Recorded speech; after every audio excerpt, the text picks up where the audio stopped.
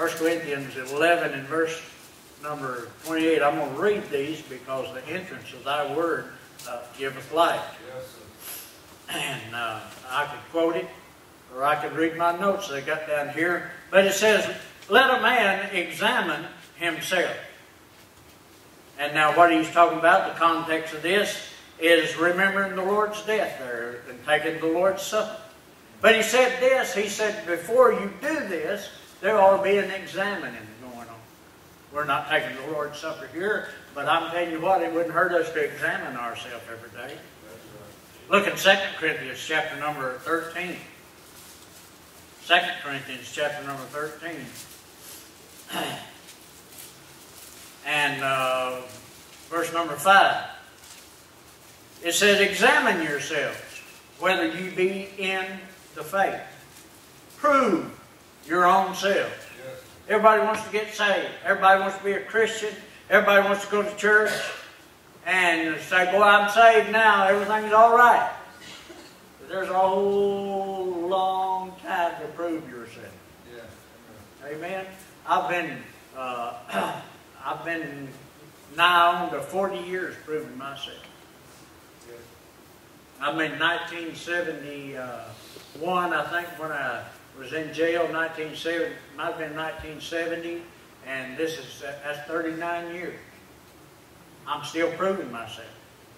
You say, does that mean that you're not for sure that you're saved? I'm sure that I'm saved, but I want to prove myself worthy to be called the Son of God.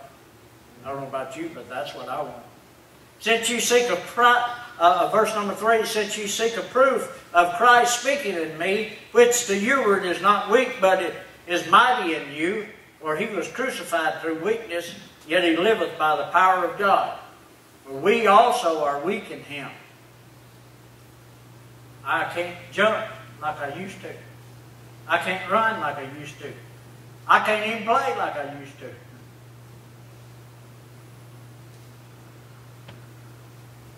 But when I'm weak,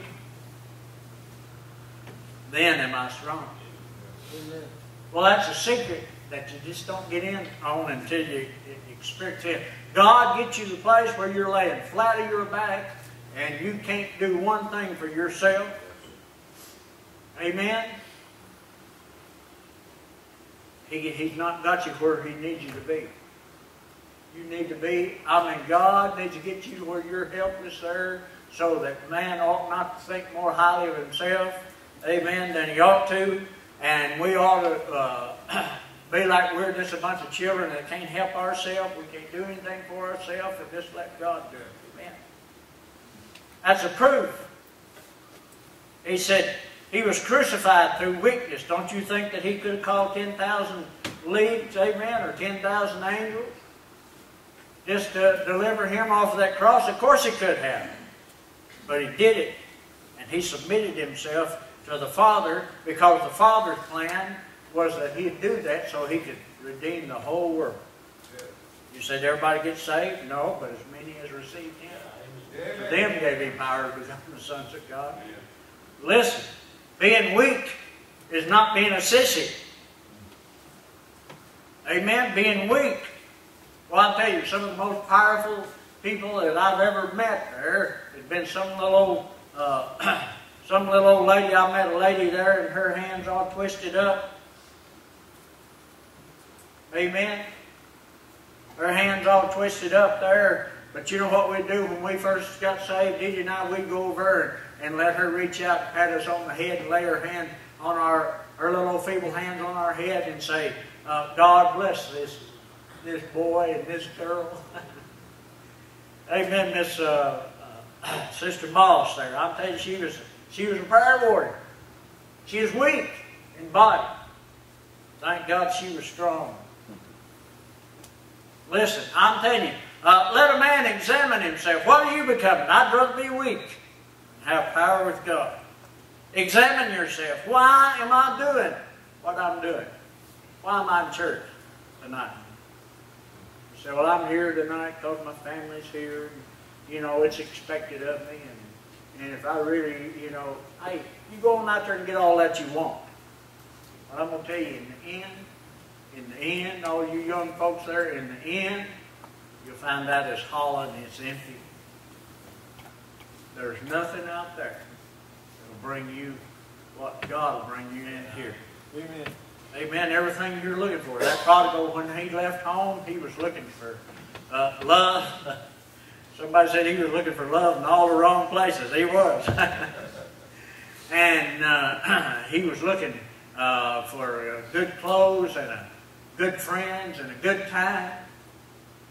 But when he came to himself, he realized everything that he was looking for and had spent all of his life and all of his life savings for was right back at the Father's house. Because his Father loved him. Amen. Didn't make any difference what he'd done. Didn't make any difference. He'd wasted all his substance with riotous living. I'm telling you, I was up in Green Bay, Wisconsin, and the preacher up there, his son had been prodigal, and he decided he'd come back home, and he said, we're going to have a celebration Sunday, and he said, we're going to kill the fatted calf and cook it. Because my son's come home. You see what they do? They roasted that sucker whole. Run a stick in one side and out the other there and slow turned him over the fire. I mean, they cooked the fatted calf. I wish I could have stayed to have some of it. I never had no fatted calf like that. You say, what would you have done? I'd have reached in there with my pocket knife there and cut me off a big chunk of it. Listen, everybody was happy in that story except the fatted calf and the elder brother. Let a man examine himself. What's my motive? What are my goals? What are you becoming? What are you behind closed doors when everybody else is gone? What do you do in the darkness when you think nobody can see? When you're isolated away from everybody else? You know what you're going to become? You're going to become like that little girl there that Brother Mark was telling us about this morning. You're going to think nobody cares, nobody loves you, nobody's waiting for you, nobody even knows you exist. Then you'll try to get you some attention. Now look, if it's not good for you, examine yourselves. Look, why don't you keep coming? I mean, I found out I didn't always want to come to church just because I've been saved. Just because I'm an evangelist doesn't mean that I always want to come to church. Especially when some folks are preaching. And I know they're preaching. And I've read the schedule. That's why I like coming here. You never know. But Mark asked me, he said, I don't know. This morning.